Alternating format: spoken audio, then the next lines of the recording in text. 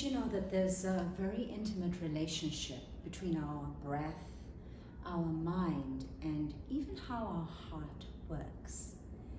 My name is Yoga Sensei Tawani Clark, and I'm a yoga teacher for the last 11 years and founder of Ukuchina Yoga. Let's take it back and just break down yoga. So many misconceptions about yoga in the Zambian community, especially a lot of fears that yoga is maybe some sort of spirituality. Let me break it down. Yoga, the word yoga is a Sanskrit word from ancient India, which basically means union. So the bringing together of our body, our mind, and our spirit, and also the union between us and the rest of life. The breath is how we bring all of this together. And we know that when our mind is healthy, our body is healthy. When the body is healthy, the mind is also healthy. Yoga is full of techniques, techniques from poses in the body, from breathing and meditation that helps us achieve this yoga and this sense of peace and oneness. It actually reminds me of a number of African beliefs or philosophies, and one I will bring out recently. Have been noticing the parallels between yoga, which means union, and Ubuntu, which is really how all of us as humans are one, in that we depend on each other. So if there's lack of health in one aspect, then it leads to lack of health in the other aspect. I'm not an expert on the traditions of Zambia or of the various tribes in Zambia, but I will never forget the day that I saw a baby being ukuchinaed by his grandmother. First of all, I didn't understand why this child was not crying, was not resisting. And then I asked why one would ukuchina the baby. The interesting thing about ukuchina is it's very much like yoga poses. It's like taking the arms round. It's really a lot of flexibility. A lot of the poses that I have later seen in yoga with the legs and the arms are very similar to the ukuchina poses, very similar to what I've seen in yoga. The Wambuya told me, no, the baby is going to sleep very well after this. And indeed, I did see the baby sleep very well.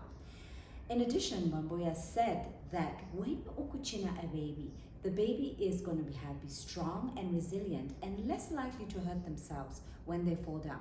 Yoga gives us those benefits as well. We are more flexible, we become stronger, we are less likely to injure ourselves. Breath is an integral part of yoga.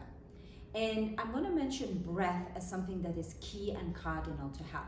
Usually we're thinking about eating, we're thinking about drinking. We can go several months, weeks even, many of us, without eating and still survive. We can go hours, days, probably without drinking anything. But within minutes of no breathing, life as we know it ends. So then we can see how integral breathing is. Respiration, our body uses the food that we eat needs oxygen in the process of respiration so that we have the energy. So as much as we need to eat, we need to breathe to be able to make use of that. In yoga, we will see this relationship between breathing and our mind. When we slow down our breathing, we slow down our mind. When we're panicked, when we're tense, the breath rate will go up as the adrenaline comes in, as the sympathetic system kicks in, the fight or flight.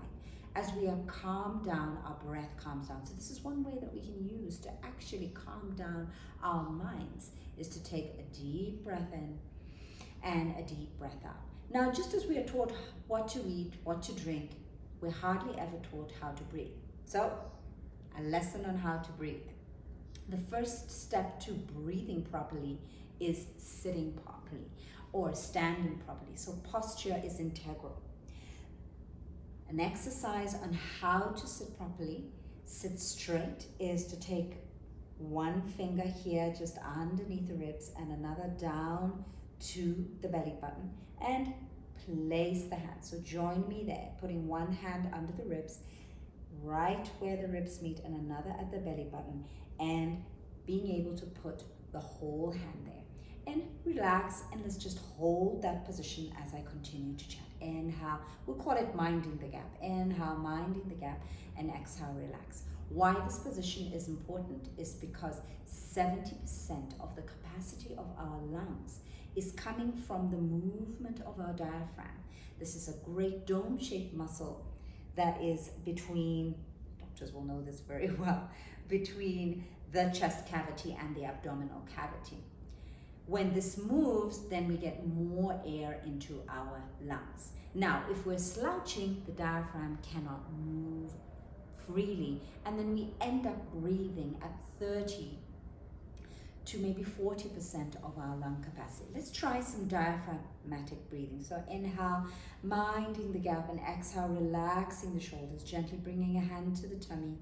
Inhale, feel the tummy come out, and exhale, feel the tummy relax. You'll notice that babies and puppies breathe a lot from the tummy. This is the way to breathe. Keep breathing like this as I share a little bit more significance of the breath. The breath can be used as a barometer on how our mind is. If we're feeling tense, we will breathe faster. So we can relax our mind by working with the breath. This is what the yogis discovered, that it's this very interesting function of the body that is at the same time within our conscious control, but yet also controlled unconsciously by the parasympathetic system. So breathing deeply in, and do this with me. Breathe deeply in. And exhale and relax. So notice it just takes one breath to let go of a lot of tension. And this is the way we can soothe and relax our mind. And we know that when the mind is panicked, then the blood pressure tends to increase. So this is one way we can just take a deep breath and relax. Another way the breath is connected, even when we're not really scared, but if we've been apprehensive for a long period of time, or like women, we're trying not to let our stomachs show, we will tend to breathe without moving the stomach, working at 30 to 40% of capacity, which means that the blood in the lungs is only going away with maybe 30 or 40% of the amount of oxygen which the body needs, because the body's needs at rest are the same. They're not gonna go down. What does the body do? The heart then needs to compensate. So, oh my gosh, these lungs are only giving me this amount of oxygen so that I can supply the body with enough oxygen. Let me beat faster. Let me send more blood through the body in the process of the heart beating faster to get more oxygen through the body. The blood pressure will go up. And also the heart, the yogis will believe that we have a limited number of breaths and a limited number of heartbeats. Therefore, we wear out the heart. We weaken the heart by making it beat faster, and it may wear out before its time. So this is what I wanted to share with you today. If you'd like to find out more, go to Kututa Yoga on Facebook or on Instagram.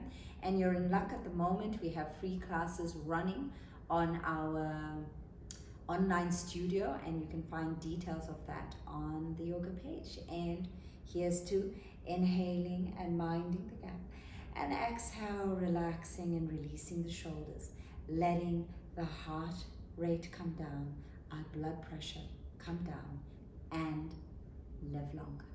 Namaste.